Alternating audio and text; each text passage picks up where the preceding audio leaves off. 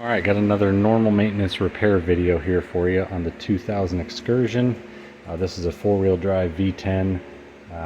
These are pretty much going to apply for any sway bar end length that you're going to do. But you know, the Excursion, the F250, the F350 are all pretty much the same.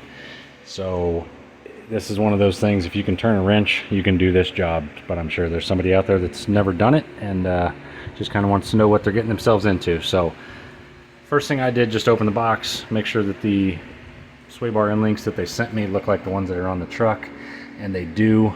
The only real difference I'm seeing, one of them has this big plate on the end, and the other one doesn't. Other than that, they both have a bend in them.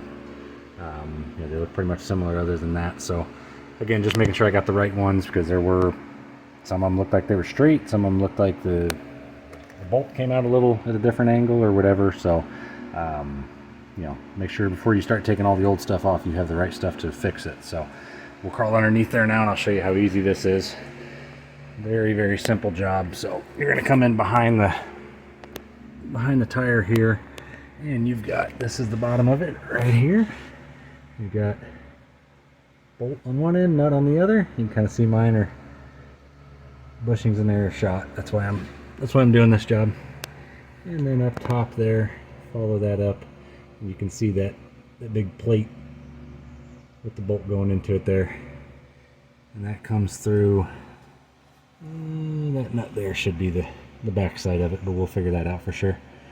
And then same thing on the other side. You know, I'm just gonna take one side off, put the new one on, then move over to the other side. That way the sway bar still has something kind of holding it in place.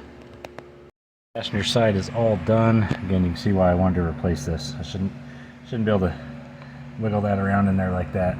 The bushings in these are just shot. They may be original to the truck, I'm not sure, but again, super easy. You got a nut and a bolt, 15 millimeter on the bolt head, 18 millimeter on the nut. Same thing up top. It is that one on the frame. I can find it here, right there, and then that bolt right there. I did have to reuse the nuts. The sway bar end links I got did not come with new nuts, so something to keep in mind.